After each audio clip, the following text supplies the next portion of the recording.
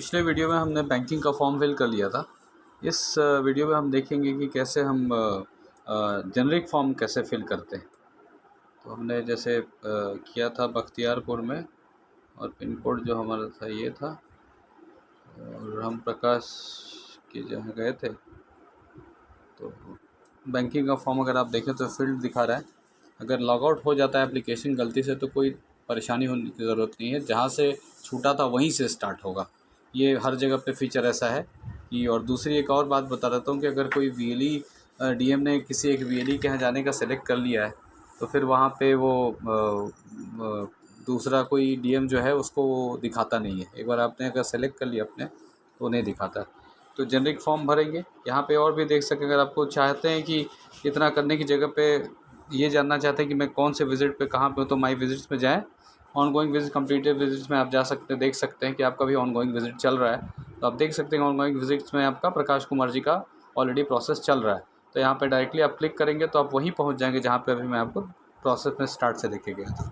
तो मैंने आपको दोनों चीज़ें बताई कि अगर आपको स्क्रैच से करना हो तो कैसे करेंगे, और अगर डायरेक्टली कर रहा है कि जहाँ से आपने छोड़ा था तो वो भी दोनों ही प्रोसेस मतलब ऐसा है कि जहाँ से छोड़ा था वहाँ से तो दोनों ही परिस्थितियों में होगा। बट क्या है कि एक शॉर्टकट मेथड है, एक आराम, जैसे आप नॉर्मल में अगर आप भूल जाए तो कैसे करेंगे वो भी है। तो अब हम बैंकिंग का कर चुके थे फॉर्म। अब हम जेनरिक फॉर्म पे चले जाते हैं। जैसा कि आपको शुरू में मैंने बताया था कि जेनरिक फॉर्म में वही चीज़ दिखाई पड़ती है जो कि हमारे पास जिसका फॉर्म नहीं है उपलब्ध। फॉर एग्जांपल ये अगर आप देखें तो ये जो वही फीचर्स हैं जो कि आपकी सर्विसेज में लिस्ट में दिखाई पड़ रहा था। मतलब अगर इस वीएलई ने इतनी सर्विसेज दी हैं पैन कार्ड से लेकर के बैंकिंग तक, तो वो सारी चीज़ें जो है जेनरिक फॉर्म में आ जाती हैं। तो अगर आपको एक एक चीज़ अगर डालना चाहें तो उसका क्या फ़ीडबैक है, जैसे फ़ीडबैक कोई आपको यहाँ पे डालना चाहें तो फ़ीडबैक 1 कर सकते हैं। जो भी आपको फ़ीडबैक देना है यहाँ पे दीजिए। और अगर आपको और भी सर्विसेज का फ़ीडबैक लिखना है, फॉर एग्जांपल बैंकिंग का, तो उसके पास ऑलरेडी आपने फॉर्म भरा है, लेकिन अगर बैंकिंग में भी कुछ एडिशनल उसको फ़ीडबैक देना है तो एडिशनल फ़ीडबैक आप यहाँ ले सकते हैं बैंकिंग में भी, ऐसा कोई प्रॉब्लम नहीं है। ठीक है। इन एडिशन टू दिस, अगर आपको और भी फॉर्म्स, अगर जितना भी चाहे आप उसमें जितने फॉर्म्स हैं, जितने भी सर्विसेज हैं, सब इसके अंदर आप ले सकते हैं। मतलब ये जो आपको एक जेनरिक फॉर्म इसलिए इसका नाम दिया गया है। भविष्य में अगर इसके स्पेसिफिक कोई भी फॉर्म आता है तो हम लोग जो फॉर्म बनाएंगे तो फिर वो आपको जैसे बैंकिंग का फॉर्म दिखाई पड़ रहा है वैसे ही आपको ये भी फॉर्म दिखाई पड़ेगा। उसको सबमिट कर देते हैं। इसमें भी कंसेंट लिया जाता है जैसे पहले लिया गया था, ये फॉर्म सबमिट हो जाता है। अब जैसा कि मैंने आपको बताया था कि अपलोड इमेज में अगर आपको वीएलई और डीएम दोनों का ही करना है, तो अगर आप अभी तो मेरे पास नहीं है, तो मैं अगर अपना ही बस करूँगा तो हो तो जाएगा वो, लेकिन सिस्टम में पीछे में चेक करता है 2 लोगों का। अगर 2 लोग नहीं पाए जाते तो फ्लैग कर देता है। तो सिस्टम ने यहाँ पे यही का कुछ यूसेज है, जितने भी लोग हैं मतलब उसमें काउंट करता है वो। 2 या 2 से ज़्यादा होगा तो फ्लैग कर देगा। ठीक है। अगर आप किसी का फ़ोटोग्राफ लेकर के अगर दिखाना चाहें और एंटर करना चाहें तो वहाँ पे अलाउ तो कर देगा, लेकिन बैकएंड में पकड़े जाएंगे। वो स्पूफिंग को हमने चेक किया हुआ है। या तो फिर किसी मोबाइल ऐप में अगर मोबाइल के अंदर फ़ोटो या वीडियो से अगर आप चाहेंगे दिखाना, तो वो भी हमने लगा के रखा हुआ है। किसी पासपोर्ट साइज़ से अगर दिखा करके एंट्री करना चाहेंगे तो वो सब स्पूफिंग को हमने रोक के रखा हुआ है। तो be careful, don't try to be too smart. तो मैं वही कह रहा था कि यहाँ पे आपको डीएम और वीएलई दोनों लोग को अपनी सेल्फी लेनी है एक अच्छे बैकग्राउंड में लेकर के आप यहाँ पे अपलोड सबमिट कर सकते हैं। सबमिट किया। हाँ, यहाँ पे अभी तो एक है तो मेरा फ्लैग हो जाएगा। हाँ, अगर मैंने गलती की है एक पे ही हो रहा है, बट यहाँ पे 2 लोगों का होना ज़रूरी है, क्योंकि नहीं तो फिर इससे आपकी रेटिंग ख़राब होती है गोइंग फॉरवर्ड। और कुछ होता है या ना हो, और कुछ भी अगर आप फ्रॉड करने या मिसचीफ करने की कोशिश करेंगे तो आपकी रेटिंग ख़राब होगी और बाद में हो सकता है कि आपको उसका नुकसान, जैसा मैनेजमेंट चाहेगा वो अपना एक्शन ले सकता है उसके बेसिस पे।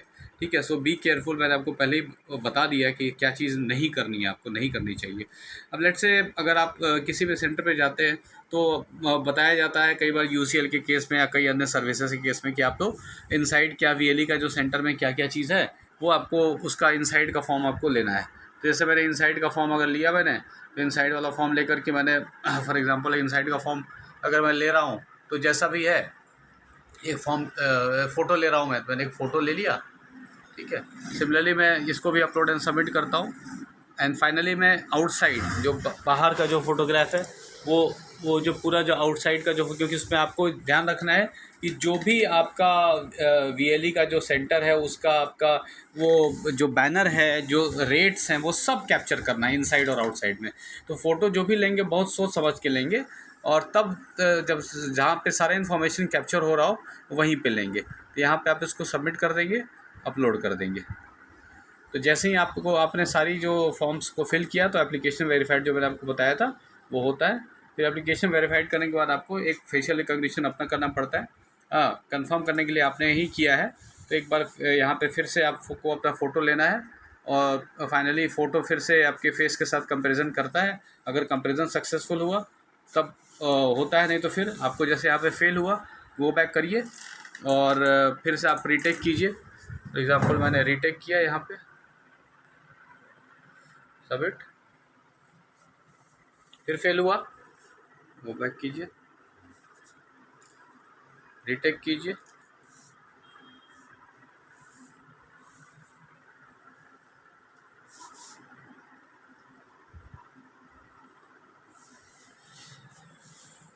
ये देख सकते हैं, क्योंकि हुआ क्या था कि मैंने जो ओरिजिनल जो फ़ोटो लिया था हल्की सी लाइटिंग मिली थी, इसलिए उसको जिस लाइटिंग में आपको फ़ोटो आपने लिया है तो वो उसके हिसाब से करता। तो मैंने आपको सारे लिमिटेशंस भी दिखाए हैं। तो फेशियल रिकॉग्निशन में ये सारी चीज़ें होती हैं। सो बी डोंट बी स्केर्ड कि ऐसा नहीं हो रहा है। एप्लीकेशन होता है, क्योंकि आपने शुरू में जैसा फ़ोटो लिया है बिल्कुल वो उसी के हिसाब से सारे कंडीशंस को, बैकग्राउंड को, सबको चेक करता है वो। तो एक सर्टेन परसेंटेज के ऊपर मिलता है तब वो मैच कर देता है। ठीक है। यहाँ पे अपना फीडबैक दे सकते हैं। Need to change something, need to change let's say customer number something, जो भी आपको यहाँ पे लिखना है आप यहाँ पे डाल करके इसको डन कर दीजिए। ये आपका अगर देख सकते हैं कि एक विज़िट हो गई सैटरडे का, आपके डैशबोर्ड पे दिखाई पड़ रहा होगा सैटरडे की एक विज़िट होगी। और अगर आप जाएँ यहाँ पे माई विजिट्स में तो कंप्लीटेड विजिट्स में क्लिक करेंगे तो आपका कंप्लीटेड विजिट्स में यहाँ पे दिखाई पड़ने लग जाता है। अभी इसको हमने इनेबल नहीं किया है, क्लिक करके देख सकते हैं कि आपने क्या किया है। नेक्स्ट कुछ रीज़न में आप इसके ऊपर क्लिक करेंगे तो आपको दिखाई भी पड़ जाएगा कि आपने क्या क्या फीडबैक दिया था, क्या क्या चीज़ें हुई थी। डैशबोर्ड के ऊपर सारा एक एनालिटिक्स वगैरह भी हम देंगे, लेकिन अभी आपको कंप्लीटेड विजिट्स में बस आपको CSC ID और उसका फ़ोन नंबर दिखाई पड़ता है।